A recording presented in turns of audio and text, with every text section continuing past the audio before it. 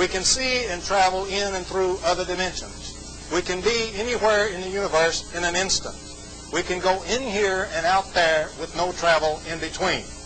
We can communicate at superluminal or subluminal velocities.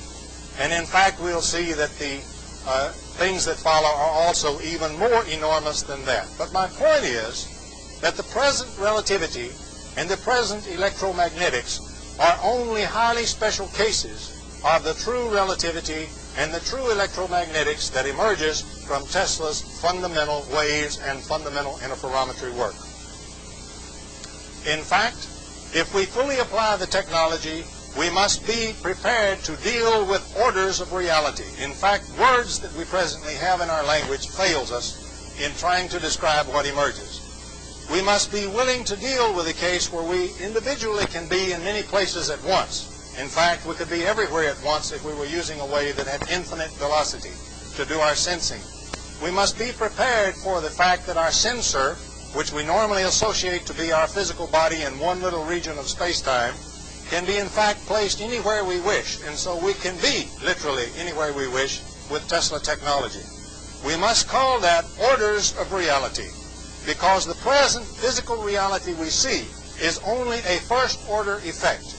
It is the kind of physical reality that emerges when time, the present vector-carried time, is removed from space-time, leaving behind only space. We know from quantum mechanics that time is not an observable. That is, time has already been removed any time we observe. And all observation and all detection is purely spatial. And so the present order, the present physical reality, is only one type of reality that actually is there, that actually confronts us, and in which we actually live. With the Tesla technology, we must confront all the orders of reality, and to do that we are going to have to advance the entire consciousness of mankind. For his present consciousness is totally fitted to the photon interaction and to the vector field effect, that is, the vector movement at a limited c velocity. In dealing with that kind of reality, we must pause and point out that since the beginning of time as we know it today, man has always beset his fellow man. Being a smart animal, having a brain, and having a mind that is very clever and adaptive, he has built tools which he can use with his tool-using member, his hands. He has built ever more powerful tools in his cleverness, and he has utilized these tools ever more frightfully against his fellow human being. And so the history of mankind has been a history of struggle and domination of man against man and human against human. As the power of the tools evolved, however, man has reached the point where he has the power to destroy his biosphere. He has the power now to disrupt all the space-time smoothness in which he exists. He can reach the very fabric of the universe itself, of physical reality itself, and he can shake it, he can bend it, he can warp it, and he can twist it. In doing so, he can turn the reality in which he himself exists into a nightmare beyond his present comprehension. And so the power of tools that has been unleashed already by the Tesla technology in the hands of the Soviet Union are indeed so frightful that they boggle the mind of man. And they are more frightful than the present limited consciousness of man has ever imagined, just exactly as Brezhnev stated in 1975. We must become aware of this type of reality and this type of technology. We must evolve our consciousness, and we must leave forever the side or the set of man where man turns against his fellow man. In so doing, there is a single problem which can be overcome by the technical Tesla technology. This single fundamental problem is in fact responsible or involved in all human causes where one human is pitted against another. And Tesla technology can be used to overcome that.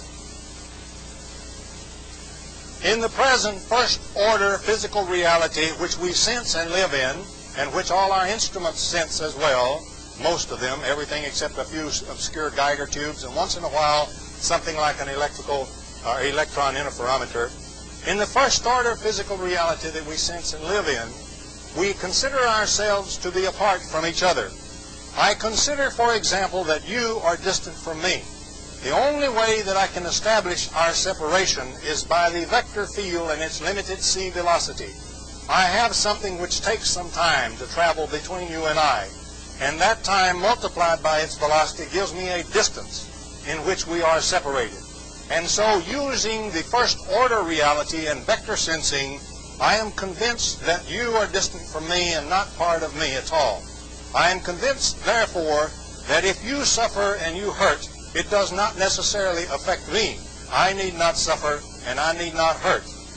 In fact, if I can use a sensor wave which has infinite velocity, that is, which is everywhere at once, we confront something that is very near the Creator in its awareness, because it can be aware of everywhere at once. In that fact, or in that situation, there is no distance between you and I, or between any other two people. If we, in fact, inject such technology between us, there is no longer any between us. We can indeed become one. Just as in the individual human body, there are literally billions and billions of human cells which are so linked together, and in fact Dr. Pop has discovered that that link is a virtual field and therefore involves scalar field, for example. If we link human beings together by scalar processes which have infinite velocity and therefore no time separation and no distance separation, we indeed all become one. And the thing that is written in the Bible, that man is made in the image of his Creator, is quite indeed literally true. Each of us is the other, and we all are one. And that is where the Tesla technology must be used to carry us. It must be used to evolve humankind from its present limited consciousness to a more infinite consciousness, the consciousness of the next stage of human evolution. And so, if we can become aware of the Tesla technology, if we can first counter the Soviet weapons, and then if we can reach an agreement to banish the scourge of war and our divisions from one another forever, we can apply the technology of Tesla to mankind's betterment, to cure him, not to kill him, to make him a god, not to make him an animal. In that case, all of the things that I've shown on this slide can gradually become true, because that is man's destiny. First, we can control our lifespan. We can control all diseases. We can have superluminal communication. We can have transmutation of matter. We can produce anything and any energy that we need to produce. And eventually, we can recover our true consciousness and our true nature, which is the godhood and the God nature of mankind itself.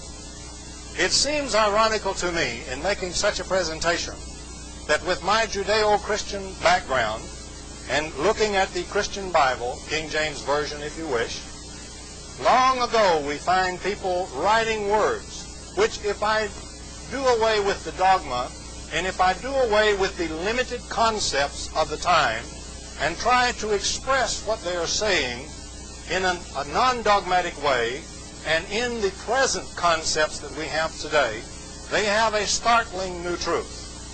Man literally is built within the image of his Creator, or is one with the Creator himself, or he can be, because we now see and sense only the first order reality, only a limited electromagnetic interaction, and only a limited relativity.